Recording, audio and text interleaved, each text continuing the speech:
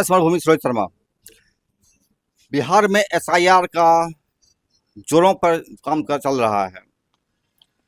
जोरों का मतलब स्पष्ट हो गया कि यहाँ फर्जीवाड़े चल रहे हैं और बिना किसी रोक टोक के यह काम सरकारी स्तर पर चल रहा है। एसआईआर के नाम पर जिस तरीके से बिहार वासियों को बेवकूफ़ बनाया जा रहा है और देशवासियों को भी इसका आगे भुगतान होना है, वो भी अपने आप में बहुत बड़ा सवाल है। सबसे प्रमुख बात है जिस तरह से एसआईआर को नागरिकता से जोड़ने की कोशिश की जा रही है और सुप्रीम कोर्ट का भी एक असर जिस तरह से दिख रहा है सुप्रीम कोर्ट का, तो ये सब तमाम सवालों पर बात करने के लिए, जानकारी देने के लिए मेरे साथ हैं भूषण सहाय जी।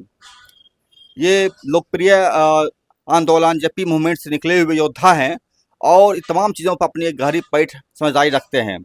आइए सीधा हम उनसे बात करते हैं और जानते हैं एसआईआर के बारे में और उसका क्या परिणाम आगे निकलने जा रहा है इस संदर्भ में।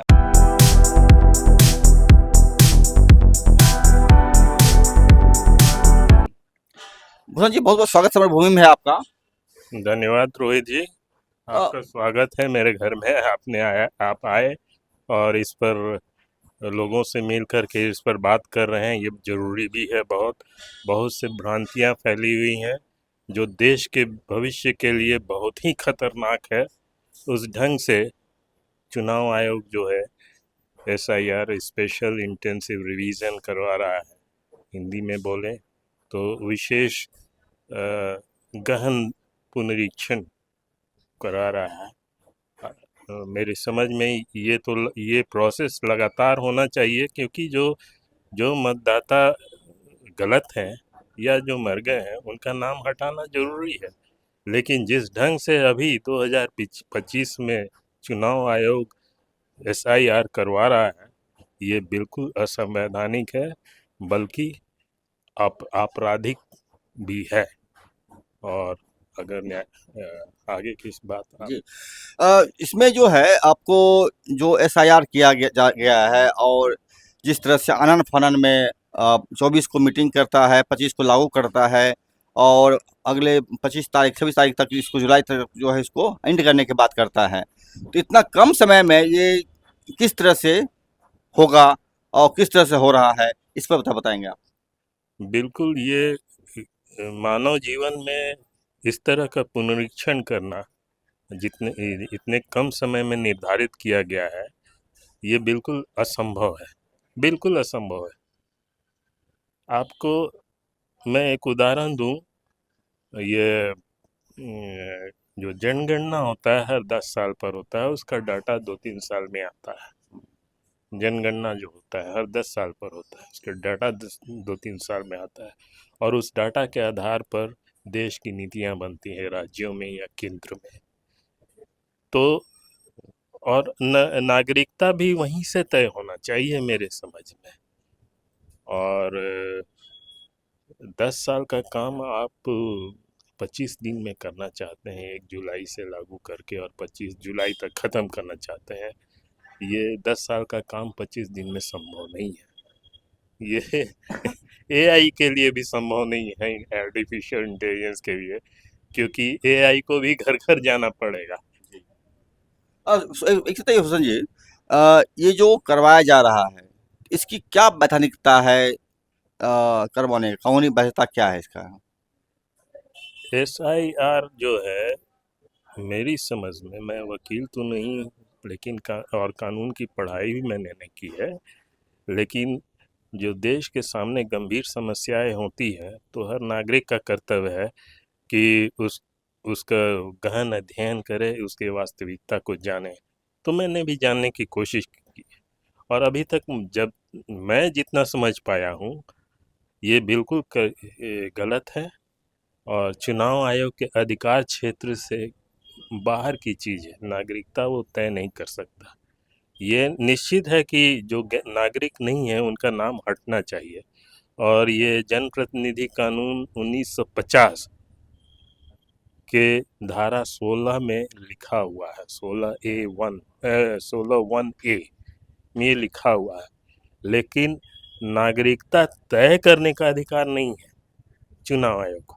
उसके उसको अगर कोई सूचना मिले कि अमुक व्यक्ति यहाँ का नागरिक नहीं है, उसका नाम हटा सकता है।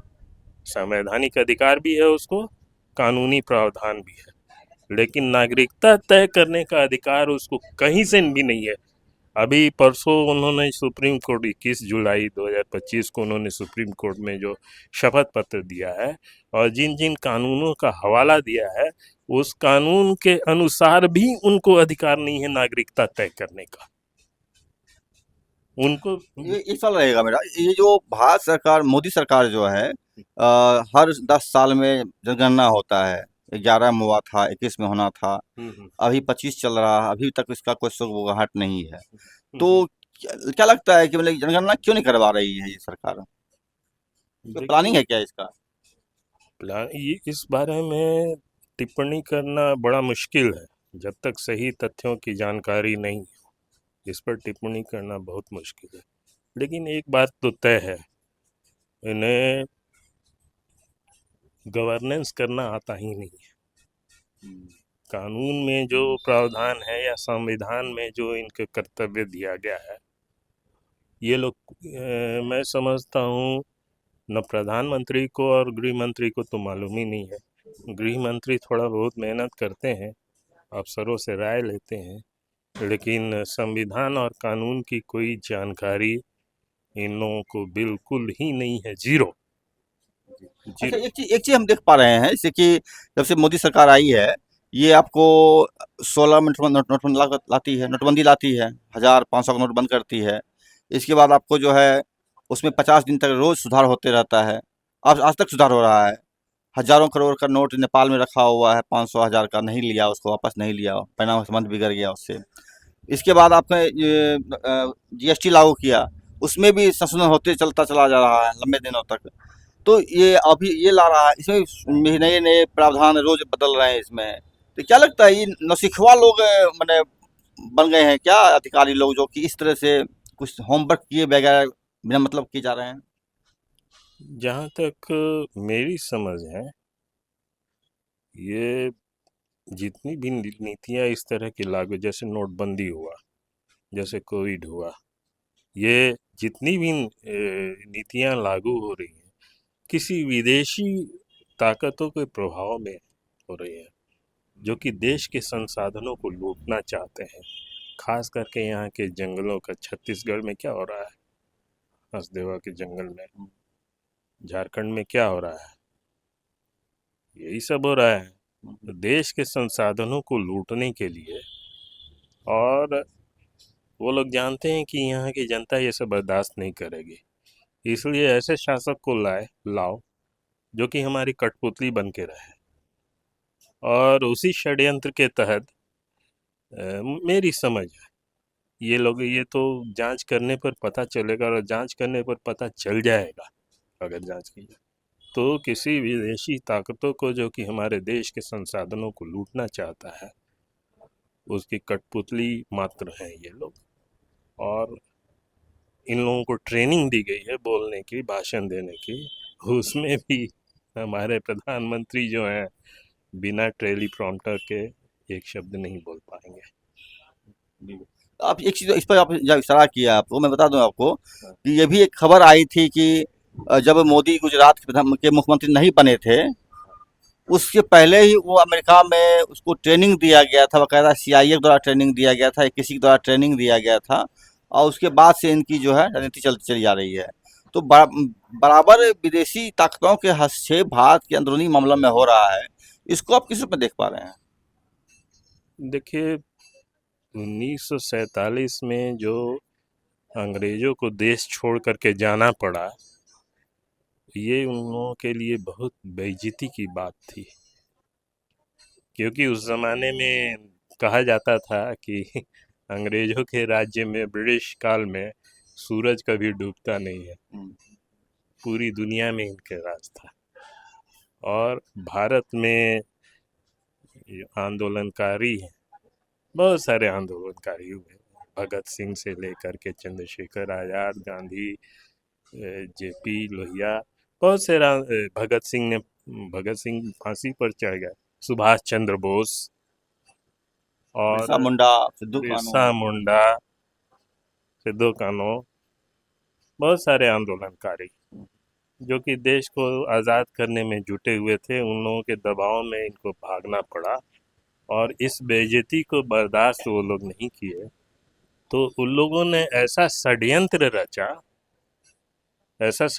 रचा कि देश जो है उन पर निर्भर रहे, इस ये इंतज़ाम करके गया है उन लोगों ने। क्योंकि आपको याद होगा, उनके जाने के बाद तुरंत पाकिस्तान के सेना ने कश्मीर में आक्रमण किया, आधा कश्मीर हम लोग का चला गया। और षड्यंत्र ये था कि गवर्नर जनरल अंग्रेज थे दोनों देश में, आर्मी को जो चीफ थे दोनों देशों में अंग्रेज थे, दोनों देशों को लड़वाया उन लोगों ने और नेहरू को मजबूर किया कि मामले को यूएनओ में ले जाने का, माउंटबेटन का इनके निर्देश पर जाना पड़ा। लेकिन ये तय है कि उस समय देश जो था ज़ीरो की स्थिति में था और अपने मेहनत और अपने बुद्धि से और सरकार के सहयोग से यहाँ के लोगों ने देश को यहाँ तक ले आया कि अपनी फैक्ट्री, अपना उत्पादन होने लगा, जो कि अब 2014 के बाद सब खत्म होने लगा। 2014 के बाद सब खत्म होने लगा। बल्कि स्थिति अब तो ये हो गई है कि ये लोग कहते हैं कि 2014 के पहले था ही नहीं कुछ, सड़कें नहीं थी, अस्पताल नहीं था, कुछ नहीं था। तो बात आप पैदा कैसे हो गए, कुछ था ही नहीं तो, भी सवाल है। अच्छा हुसैन जी, बताइए हमको आप, जिस तरीके से आनन फानन एसआईआर लागू किया गया, कुछ लोग बताते हैं कि लगातार जो महाराष्ट्र में बेइज्जती हो रही थी, जिस तरह से मैच फिक्स फिक्स करने का आरोप कांग्रेस के जो नेता है राहुल गांधी लगाए थे, तो उस बेइज्जती से बचने के लिए यहाँ पर उसने एसआईआर किया और लाखों लोगों का नाम काटने का षड्यंत्र रचा। तो क्या लगता है कि बीजेपी को सत्ता दिलाने के लिए ये षड्यंत्र चलाया जा रहा है, या फिर भारत में मनुस्मृति स्थापित करने की जो प्रक्रिया प्रोसेस था उसमें लिए एक कदम बढ़ाया गया है? बिल्कुल आपकी दोनों बातें सही है, आपकी दोनों बातें सही है। ये जो है, इन लोगों को शासन चलाने नहीं आता है। वाजपेयी के दौर को छोड़ दीजिए, वाजपेयी दूसरे ढंग के, वो भी आरएसएस के थे, वो भी बीजेपी के थे, कट्टर आरएसएस वादी थे, लेकिन वो संविधान के विरोध में नहीं कुछ उन्होंने काम किया, संविधान को मानते थे। और प्रधानमंत्री के बनने के पहले भी, उसके 20-30 साल पहले से भी उनका जो लोकतांत्रिक चरित्र जो था वो संसद में उजागर होता रहा। कुछ लोग बोलते हैं सॉफ्ट हिंदुत्व का मामला था वो। सॉफ्ट हिंदुत्व था, लेकिन उन्होंने इस तरह का कोई काम नहीं किया मेरे समझ में, कुछ चीज़ों को छोड़ दिया जाए तो इस तरह का काम नहीं किया जो जिसे कहा जाए कि संविधान विरोधी है, देश के खिलाफ है। और कॉरपोरेटवादी वो भी थे, वो उनकी गलती थी। कॉरपोरेटवादी कांग्रेस के समय में भी हुआ, नरसिम्हा राव से ये सब शुरू हुआ, तो ये उसको इन लोगों ने आगे बढ़ाया। लेकिन ये भी तय है कि 2004 के बाद जो सरकार उनकी गिरी, सत्ता से हटाई गई जनता के द्वारा, उसके बाद मनमोहन सिंह के सरकार ने जितने कानून बनाए, हालांकि कॉरपोरेट के पक्ष में वो भी थे, लेकिन जिस तरह के कानून बनाए गए संविधान सम्मत और जनता के पक्ष में, वो इन लोगों की समझ की भी बाहर की चीज़ है। वर्तमान सरकार के समझ के भी बाहर की चीज़ है। इन लोगों की बुद्धि में आएगा ही नहीं वो चीज़ कि इस तरह से भी देश चलाया जा सकता है, क्योंकि बिल्कुल नासमझ अनपढ़ गंवार लोग आ गए हैं विदेशी ताकतों के बल पर। नहीं, एक चीज़ उसमें और भी दिख रहा है कि लगातार जैसे कि जहाँ जहाँ बीजेपी गवर्नमेंट है, हाँ, एक तो जो ये जो कर रहा है वो कर ही रहा है। उन्होंने एक खास काम किया है, वो किया है कि बड़े पैमाने पर स्कूलों को मर्ज के नाम पर बंद कर दिया है। जैसे कि गुजरात में 55,000 स्कूल को मर्ज के नाम पर बंद किया गया है। अभी यूपी में 27,000 स्कूलों को मर्ज करने के करके बंद बंद करने के बाद इसमें 5,000 को ऑलरेडी ये बंद कर चुकी है। इसी तरह से झारखंड में भी था, जहाँ जहाँ इसकी गवर्नमेंट आई वहाँ वहाँ इस तरह चल रहा है। तो ये लोग शिक्षा को खत्म करके, जिस तरह मनुस्मृति में लिखा हुआ था कि शूद्रों को शिक्षा नहीं देना चाहिए, तो ये जो है मतलब स्कूल को बंद करा रहा है। एक शिक्षक यूपी के हैं जिसने कि एक कविता लिखी थी, गाया था कि पढ़ो लिखो कमर मत उठाओ, उस पर एफआईआर कर दिया जाता है। तो इन तमाम चीज़ों को देखते हुए, और अब जब ये मतदाता सूची के नाम पर जो एक नया एक वर्ग तैयार करने की कोशिश कर रहे हैं, जो के पास मतदाता अधिकार रहेगा, एक तबका वो होगा जिसके पास मतदाता अधिकार नहीं रहेगा।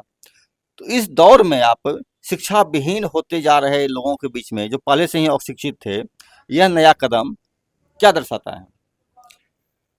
यही दर्शाता, देखिए, जहाँ तक मनुस्मृति का सवाल आप उठाए, तो मेरा दावा है कि मनुस्मृति के बारे में भी इन लोगों की बहुत सारी जानकारियाँ नहीं होंगी, मनुस्मृति के बारे में भी, क्योंकि ये लोग बिल्कुल नासमझ लोग हैं। संविधान की तो बात छोड़िए, मनुस्मृति के बारे में भी इन्हें नहीं मालूम होगा। तो ये बात कहना बड़ा मुश्किल है कि इन लोगों का षड्यंत्र क्या है।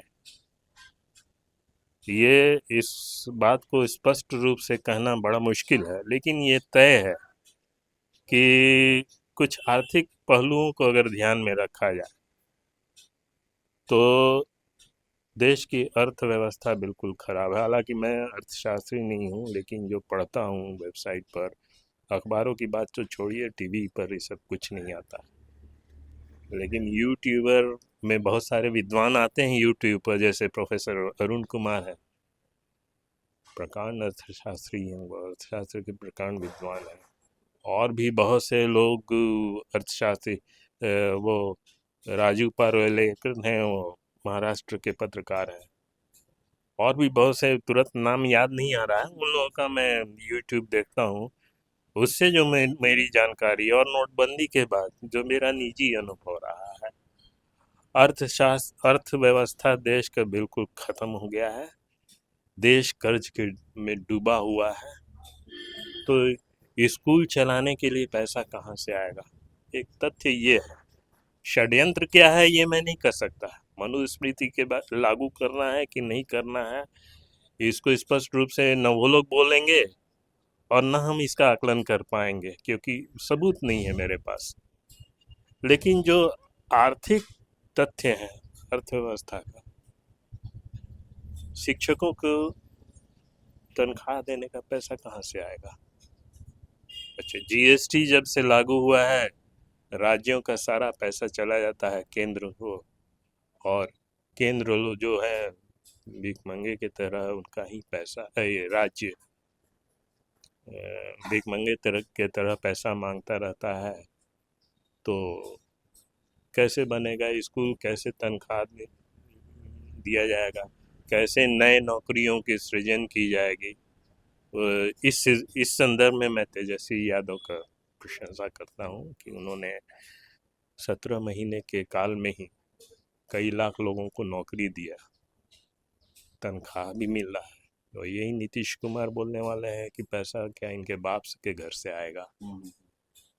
तो वो जिनको नौकरी लगवाए हैं तेजस्वी यादव, उनको क्या तनख्वाह नहीं मिल रहा है क्या? जाकर पता कीजिए, मुझे नहीं मालूम कि नहीं मिल रहा है उनको। जरूर मिल रहा है। मिल रहा है। तो ये प्रशंसनीय काम है, लेकिन वर्ल्ड बैंक के रिपोर्ट के मुताबिक ही पिछले 11 साल में कई गुना कर्ज बढ़ गया है।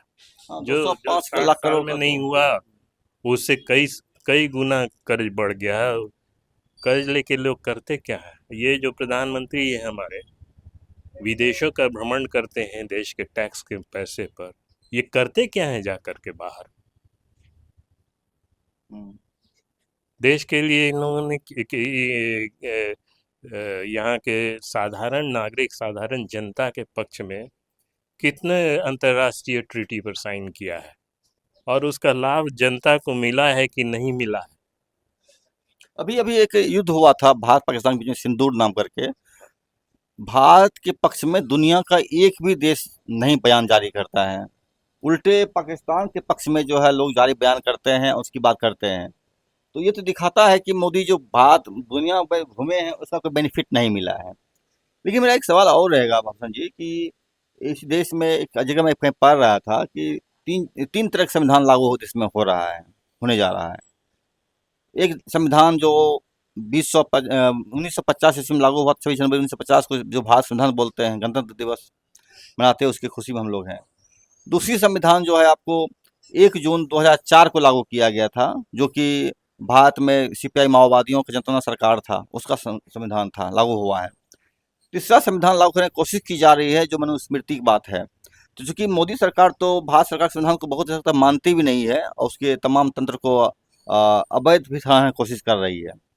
उसमें अपने अपने एजेंट घुसा रहे हैं, चाहे सुप्रीम कोर्ट हो या फिर चुनाव आयोग हो, साफ दिख रहा है। तो ऐसे में क्या लग रहा है कि ये जो भारत का संविधान है, माने मोदी का जो कार्यकलाप है, यह जनता खिलाफ सरकार जो है माओवादियों की, उसके खिलाफ हत्या की मुहिम चला रही है। तो क्या लग रहा है कि जनता सरकार कितना सफल हो पाएगी और मोदी की जो रणनीति को कितना मुकाबला कर पाएगी वो? देखिए रोहित जी, अभी आपने कहा कि संविधान मानती ही नहीं है ये मोदी सरकार। मैं कहूँगा कि संविधान जानती ही नहीं है, मानने की तो बात दूसरी है। न संविधान जानती है, न कानून जानती है, इवन मनुस्मृति भी नहीं जानती है। हालांकि मनुस्मृति के पक्ष में नहीं मैं बोल रहा हूँ, लेकिन अगर उनसे डिबेट किया जाए मनुस्मृति पर तो एक वाक्य नहीं बोल पाएंगे मनुस्मृति, कोई भी मंत्रिमंडल में कोई भी हो। तो मनुस्मृति लागू करने का षड्यंत्र है या नहीं है, इस पर बहस करना बेकार है। मनुस्मृति की समझ भी नहीं होगी उनके, संविधान की तो बात छोड़िए, मेरा ऐसा मानना है। लेकिन आदिवासियों की तो हत्या कर रहे हैं ना, जो जनता सरकार के संविधान को मान रहे हैं या माओवादियों के साथ में है, उनकी हत्या तो सरकार कर रही है ना। देखिए, वो लोग जो हैं अपने अधिकारों के लिए लड़ रहे हैं, अनेक वर्षों से लड़ रहे हैं। सुप्रीम कोर्ट में भी कई केस गया है। एक बहुत प्रसिद्ध केस है अ, अ, अ, नंदिनी सुंदर बनाम छत्तीसगढ़ राज्य, उसमें सुप्रीम कोर्ट ने भी अपने निर्णय में, जहाँ तक मुझे याद है, रिट पिटीशन सिविल 250 ऑफ 2007, उसके जजमेंट के पैराग्राफ 71 में स्पष्ट लिखा है कि जनता बहुत त्रस्त है, बहुत गरीब है और सत्ता उसे सताती है। तो अपने अस्तित्व की रक्षा के लिए इतना भी उन लोगों को ताकत नहीं है कि कानूनी लड़ाई लड़ सके। तो किसी बहकावे में आकर के या रणनीति के तहत उन लोगों ने शस्त्र उठाया। अब उसको आप माओवादी या देश विरोधी कह दीजिए, मतलब वो चूंकि दबे कुचले हैं इसलिए उनको लाठी मारिए और कहिए कि डकैत है। इसका तो कोई जवाब नहीं है, इसका क्या जवाब है? ये सरकार का कर्तव्य है कि उनके समस्याओं को सुने और संविधान सम्मत और कानून सम्मत उनको राहत दें, जो कि उनका कर्तव्य है संविधान के पार्ट 4 भाग 4। तो मेरी समझ में ये लोग संविधान का शपथ लेते हैं, लेकिन भाग 4 में उनका जो कर्तव्य है, चाहे वो कोर्ट के भी, मैं बोल रहा हूँ सुप्रीम कोर्ट को, संविधान के भाग 4 को क्यों नहीं वो मद्देनजर जजमेंट देते हैं। स्टेट का जो कर्तव्य है जनता के लिए, चाहे वो तथाकथित माओवादी हो, तथाकथित नक्सलाइट हो, उसको आप आतंकवादी बता देते हैं। तो आतंकवादी तो फादर स्टेन स्वामी को भी आपने जेल में मार डाला, किसने मारा? आप एक एक 84 साल के बुजुर्ग। 84 साल के बुजुर्ग को क्या कोर्ट ये आदेश नहीं दे सकता है कि उनको तुरंत ये शिफ्ट करने के लिए पाइप करे? कोर्ट को इतने समझ नहीं है। आप वकालत पढ़ करके इतना विद्वान हो करके जज बने हुए हैं, और आप सरकार के इस तर्क पर सहमत हो जाते हैं कि 15 दिन के बाद इसका जवाब देंगे। तब वो तक वो मर जाते हैं। तब तक वो मर जाते हैं। तो इसका क्या जवाब हो सकता है? तो इसको न्याय खत्ता। वही चीज जो है तथाकथित माओवादी हैं। माओवादियों में भी देश विरोधी ताकतें हैं, जो समाज विरोधी ताकतें हैं, लेकिन आपको सबको आप एक ही नजरिए से देखिएगा तो आप क्या सत्ता चला रहे हैं, क्या शासन चला रहे हैं? आपका इन्वेस्टिगेशन टीम का कौन गलत है कौन सही है ये कौन निर्णय करेगा? आप जो इंटेलिजेंस रिपोर्ट जो है आप न्यायपालिका को देंगे तभी तो निर्णय हो पाएगा। आप सबको जो आपके समाज विरोधी मानवता विरोधी नीतियों के खिलाफ अस्त्र शस्त्र उठा रहा है, तो उसको अस्त्र शस्त्र उठाने से रोकने के लिए क्या चाहिए? अपना अर्थतंत्र मजबूत कीजिए, वार्ता कीजिए, समस्या क्या वार्ता उसकी है। समस्या क्या है वार्ता कीजिए। आप सीधे उसको माओवादी और नक्सलाइट बता करके गोलियों से भून देते हैं, और कोर्ट भी इसमें कुछ वो जजमेंट के बाद जो हुआ नंदिनी सुंदर के बाद उसमें भी कुछ नहीं हुआ। आप टिप्पणी करते हैं, जजमेंट में भी टिप्पणी लिखते हैं, बहुत अच्छा टिप्पणी था, लेकिन उनको न्याय मिला कि नहीं? व्यवहार में लागू नहीं होता है। अब जैसे कि इसकी तुलना करूंगा वो चंबल के डाकू के से। उस समय का दौर था कि वो खुद चल करके जयप्रकाश नारायण के घर आए थे कि हम सरेंडर करना चाहते हैं। क्या उससे ज्यादा खतरनाक हैं छत्तीसगढ़ के वो तथाकथित नक्सलाइट? क्योंकि मेरा एक सवाल और रहेगा। ये तो अभी जैसे जब से लागू किया है एसआईआर, हम फिर इस सह मामले पाते हैं हाँ, जो कि बिहार में कंटिन्यू अभी ज्वलंत मुद्दा बना हुआ है। अ, लगातार यहाँ की पार्टियां, यहाँ के राजनीतिक दल, जो विपक्षी दल हैं, वो लोग लगातार आंदोलन में लगे हुए हैं। 9 जुलाई को उन्होंने पूरे बिहार बंद किया था। आपको राजीव भूषण सहाय जी, आपने पुराना मतलब मैंने पुराना बोल दिया, राजीव भूषण सहाय जी इनका नाम है। लगातार एसआईआर के खिलाफ आंदोलन चल रहे हैं बिहार में। राजनीतिक पार्टियां या जो भी दलें हैं, नागरिक संगठन है, वो भी आंदोलन कर रहे हैं। अब इस सवाल को उठा रहे हैं। पिछले दिनों 9 जुलाई को तमाम विपक्षी दल इंडिया गठबंधन जो है उसने बिहार बंद किया था। अभी 21 जुलाई को योगेंद्र यादव और उनके जो टीम है या अन्य संगठन मिलकर नंदिनी सुंदर भी उसमें आज जिक्र किया था। उन्होंने भी इस सवाल पर जो है इजराय बनाया था। फिर कल पीयूसीएल की तरफ से जो नागरिक संगठन है उसने भी इस पर हमले पर किया है। इन तमाम लोगों का मांग एक ही है, एसआईआर को रद्द किया जाए। तो क्या लगता है कि ये मामला रद्द करना चाहिए या रद्द करने के योग्य है, या फिर इसके खिलाफ किस तरह से चीज चलाई जाए, इसको रद्द किया जा सकता है? सबसे पहली बात तो ये बिल्कुल इलेक्शन कमीशन के अधिकार क्षेत्र से बाहर की चीज। जिस 11 दस्तावेज की आप मांग कर रहे हैं वो आपके अधिकार क्षेत्र में आता ही नहीं है। ये सिटीजनशिप अमेंडमेंट एक्ट जो 2019 में बना था उस आधार पर आप आगे बढ़ रहे हैं। उस उस कानून का रूल अभी तक बना नहीं। 2019 इन लोगों को समझ में आ ही नहीं रहा है कि रूल कैसे बना, कैसे तय है। सीधी सी बात है, सेंसस जनगणना के रिकॉर्ड पर सारा तथ्य मौजूद। किसका जन्म कहाँ हुआ, कौन कब कहाँ पैदा हुआ, पिछले 50 साल का जनगणना डाटा आप निकालिए और अपने इलेक्शन ऑफिस में बैठ करके तय कीजिए कि कौन नागरिक है। नागरिकता की परिभाषा जो है संविधान के 327 अनुच्छेद 327 के अंतर्गत भी इनको कोई अधिकार नहीं है नागरिकता तय करने। भाषा को अगर ठीक तो से तो ये जो रद्द करने की जो मांग उठ रही है हाँ। इससे कितना एग्री करते हैं आप? बिल्कुल बिल्कुल बिल्कुल the first is to competence इस तो सुप्रीम कोर्ट को चाहिए इसको रद्द कर दे कि आपके अधिकार क्षेत्र के बाहर की चीज है।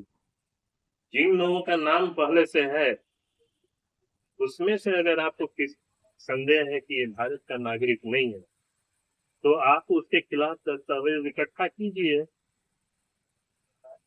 वो दस्तावेज कहाँ से इकट्ठा होगा? आपके पास एकदम पूरा डाटा है सेंसस का। आप 1971 से 1981 1991 2001 2011 का डाटा निकालिए। देखिए कि जहाँ का वो आवास है उस आवास पर जो वोटर का नाम है ये सही है या गलत। आपके पास बैठा है जैसा यार एक फालतू फतवा है बिल्कुल फालतू टैक्स मनी का फिजूल खर्चा है। एक तरह से एक क्राइम है। जी जी बहुत बहुत शुक्रिया आपका। इन्होंने भी स्पष्ट कहा है कि जिस तरह लगातार बिहार के लोगों की मांग उठ रही है कि इस एसआईआर को रद्द करना चाहिए और मोदी सरकार जिस तरह से भारत की जनता के पैसे का दुरुपयोग कर रही है इसका नाजायज फायदा उठा रही है और दूसरे लोगों को दिखा रही है और फर्जी वोटर तैयार कर रही है जिसको बिहार में साफ साफ तौर पर लिखा गया है। इसको रद्द करने की मांग लगातार बिहार से हो रहा है। सुप्रीम कोर्ट को तो रद्द करना चाहिए। इस वाहियात एक फिजूल की कवायद बनकर रह गई है एसआईआर का मामला। नमस्कार, मैं तुम्हारा भूमि रोहित शर्मा। चैनल देखिए, लाइक कीजिए, शेयर कीजिए, हमसे जुड़े रहिए। नमस्कार।